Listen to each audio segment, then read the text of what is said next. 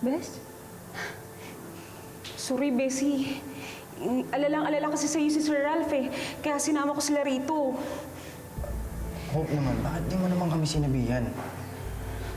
Kamusta ka? Kamusta yung tatay mo?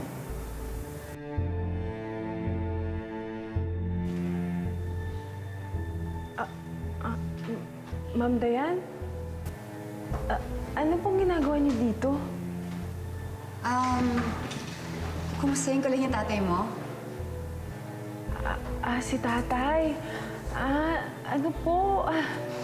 Nagising na po siya, ma'am. At saka malayo naman na po siya sa panganib. Pwede ba namin siya makita? Malayo pa ang binahe namin eh. Oo nga naman, Hope. Nandito kami para bisitahin yung tatay mo. Nagkakilala na kami noon, pero hindi ko man lang alam yung itsura niya. Sira ulo pala yun eh. Sila na nga yung may atraso sa'yo. Sila yung nagpumilit pumasok sa'yo sa kasa. Sila kaya yung upahan ko. Dude, relax ka lang. Tinatakot mo naman si Hope eh. Ligtas na siya. Kaya kumalma ka na. Saka nahuli niyo yung baliw na yun. Huwag na natin siyang isipin. Ang mahalaga, magiging okay na si Tito Jong. Ano pang gusto mong gawin ko para maniwala ka? Hindi ko naman kayang gawin yun doon sa paborito mong ampon.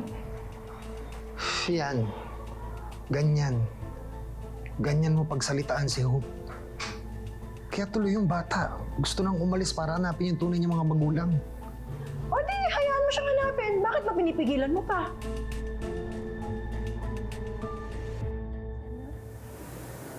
Sana ako na lang yung nasaktan. Sana ako na lang nasaksak imbis si tatay.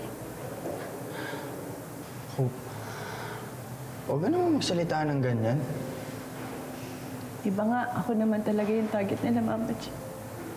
Sana hindi na lang nila dinamay si tatay. Sana ako na lang eh.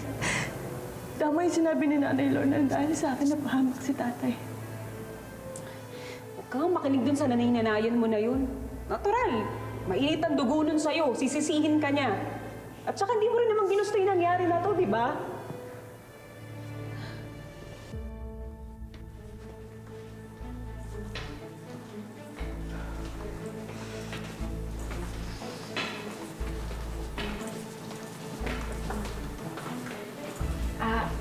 Sige po, Ma'am Dayan. Check ko lang po si tatay kung pwede tayong pumasok.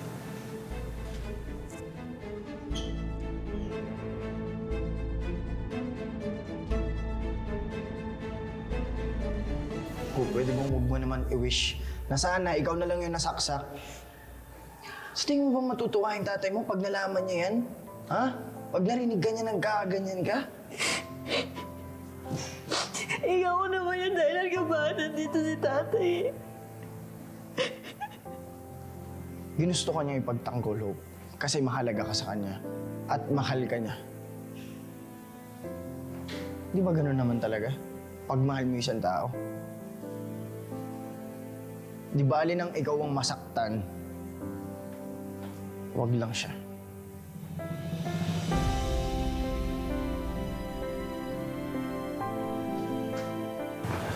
Nay, tay, pwede mahiram ko muna si nanay. Nay, tara. Sige na. Gusto ko rin magpahinga eh.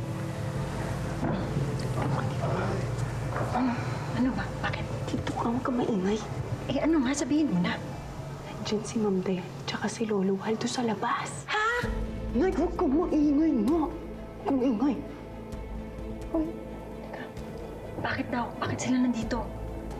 Nangangamusta daw. Gusto nila makita si tatay.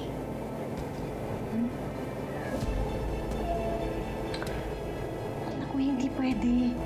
Kapag tinawag ka nilang Hope sa harap ni Chong, patay tayo. Oo nga, anong gagawin natin?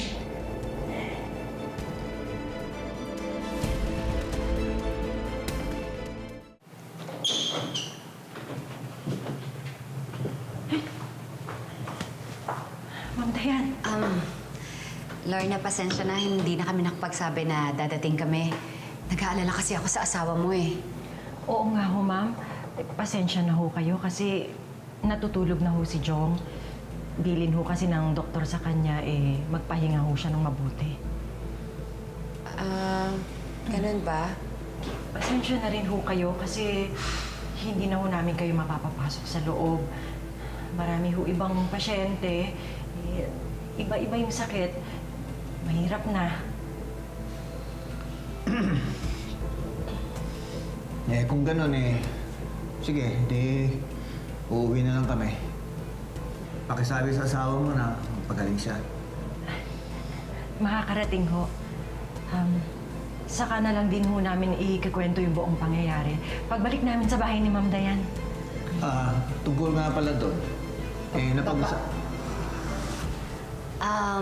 Lorna, sige. Saka na lang tayo mag-usap. Ito nga pala. Konting tulong para sa pagpapagamot ng asawa mo.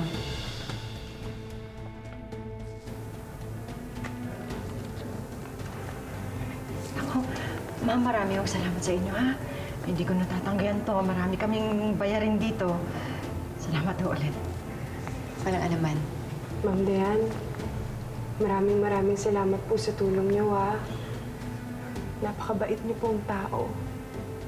Hindi ho yata ako yung anghel dahil kayo ho ang hulog ng langit sa amin. Hope, wala yan. Kumpara naman sa naitulong mo sa akin, maliit na bagay lang yan. Maraming salamat ho uli. O, paano? Ihatid ko ho kayo sa kotse ninyo? Nay, ako na lang. Kaya ka na. Sige na.